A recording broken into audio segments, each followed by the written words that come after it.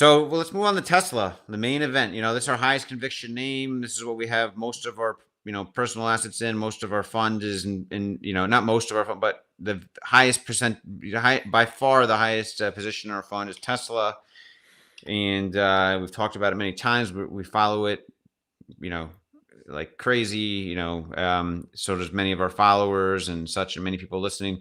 I mean, the price action today, it's a nice rebound as we're talking. It's around 139. I see the last price 1,039. So it's nice to stay above $1,000 convincingly right now versus yesterday. We were like 980s, and wasn't sure if we are going to keep that or not. But yeah, I mean, the price action, a lot of it's a result of Elon selling, the writing on the wall, or the evidence of Elon selling pieces of his ownership a day at a time. I don't think his selling of a million shares a day or whatever it is itself dragging the price down. I think it's more all the people trying to kind of front run it, or people hesitant to buy into it, or the week longs that are scared out and waiting until this news is over, this overhang is over before they get back in, for example. And so I think all that has kind of dragged the price down significantly further than it would be if Elon was just selling it without having to report the Form 4s or without having to tell anyone. I don't know. What do you think about this price action, Matt? Yeah, I do think you're right. I mean, he's relative to what's been disclosed right now. I think he's targeting to close around 17 million shares, or sell 17 million shares, somewhere in that neighborhood, and he's a little bit less than halfway through that now. So I mean, it seems that if there was no disclosure around any of this and he was just doing it without any kind of reporting requirement, I can't imagine the stock would be down quite this much. So it does seem to me the most likely explanation for this big of a movement is you've got longs who are on the sidelines right now. They don't want to buy more until there's clarity, and this kind of round of selling has been put to an end. So there's just it's just a distraction that a lot of people I think don't want to deal with. And then Gary Black and I think some others have commented that there are some hedge funds or others out there that are kind of front running this, like you said, and I think that could certainly be the case, that they're selling or buying puts, or in some manner kind of trying to get ahead of this trade. So to me that does make sense, and I would imagine whenever we get to the point where this kind of we get that confirmation that Elon is done, I think there's going to be a pretty strong rebound. Not financial advice, clearly. I mean, anything can happen in the short term, but the magnitude of the move down and just kind of how volatile the stock had been leading into that does make me think that there's a good amount of capital, dry powder, kind of sitting on the sidelines, waiting for that right moment to kind of get back in. So we'll see. Yeah, I mean, there's early, once he sells the rest of his shares, or once I think market participants kind of come to consensus that he's just about done selling his shares, then there's no more negative overhang, and a lot of buyers come back to the stock. And not just that, but also there's early indications, if you follow, all the Tesla news, Twitterverse and podcasts and such, there's very early indications here that delivery numbers and production are going to be exceptionally strong for the fourth quarter, much higher than I anticipated, a few weeks ago, something like 280,000 cars or maybe more produced and delivered, and much of that coming from China and exported from China to Europe, which is their highest margin cars. So Matt and I were kind of fiddling with his model yesterday a little bit, and maybe in a week or two we'll kind of show it again on here. But yeah, early indications are that the fourth quarter, earnings per share and gross margins and all that could be really impressive. And we'll see what happens, but there could be a really nice setup here if the macro markets continue to cooperate. And, if this melt up continues to new all-time highs in the macro markets, I don't see how Tesla does not also reach new all-time highs if that happens. But this is not investment advice. This is just our thoughts. Everything is a probability weighted thing. So we have our own probabilities we kind of put on things, and we analyze where we think the price could get, and we encourage everyone else to do that. I think maybe one day we'll go over. I know I've done it in the past with like Dave Lee on his channel, but maybe one day we'll try to go over the Interactive Brokers Probability Lab and how we kind of think about using that for picking options contracts. Because people are always asking me, private messaging me, like, what option contract should I buy, or what this or that? And you can't answer people on that. Like, people have to make up their own mind. But what we can do maybe is show people some of the tools that we use to kind of pick those options that we decide on, without giving it. So it's not investment advice, just showing people the different tools that we like to use for picking options. Yeah. And people need to be, cautious. Emmett and I think, have a pretty high risk tolerance. We understand that there's a good chance any option you buy can go to zero. So, just encourage people to really understand the risks associated with them and not just kind of get allured by the, crazy upside that you've heard about. Yeah. But yeah, I mean, to your point though, there's a lot of talk and kind of noise around, short-term stock movements and, kind of what's Elon doing, and, oh, look at his crazy tweets, and he's, upsetting Biden and Bernie Sanders and everyone. But I think kind of lost in the noise, and I've kind of noticed this myself. Like, I'm spending a lot of time on that stuff, which is really wasted time if you kind of think about it. And then, people are missing the fact that China's reportedly, kind of going at a run rate of, well over 600,000 vehicles a year right now, which is, really encouraging.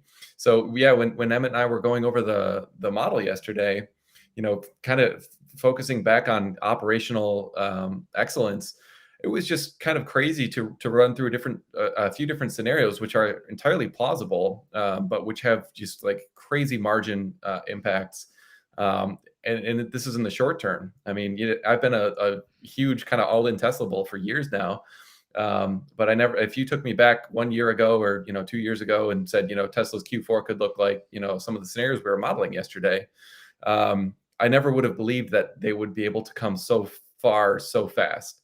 And it really is all on the back of their kind of manufacturing efficiency and the fact that demand is so high that they can run some of these price increases through. Yeah. So, in all the short-term chaos that we're seeing right now, I think a lot of the Tesla's actual achievements from the team on the ground are potentially being missed. And that's why I think I've got so much confidence in the company in the long term.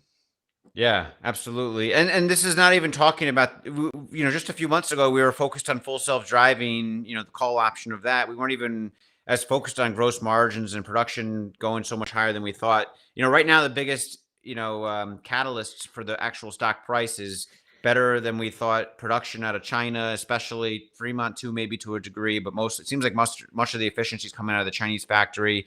And then you also have so many other things just on the verge of becoming a huge catalyst, which is, the full self-driving beta 10.4 just came out. Matt, you just said you had your first impressive drive, and you've been pretty honest about your impressions of full self-driving beta. I mean, that's a pretty strong statement. But not only that, but Giga Austin is about to, like, any day now, I feel like there's going to be reports of trucks being exported of Model Ys from Giga Austin. Like, we're halfway through the fourth quarter.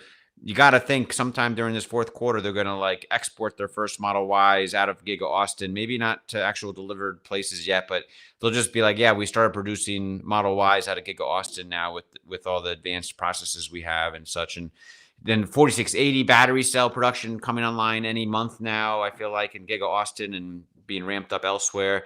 This Tesla semis, it seemed like Elon passively affirmed that Pepsi is going to get 100 semi trucks, which he's trying to downplay. He's trying to throw cold water on the stock, and maybe he's trying to do that with selling these shares too.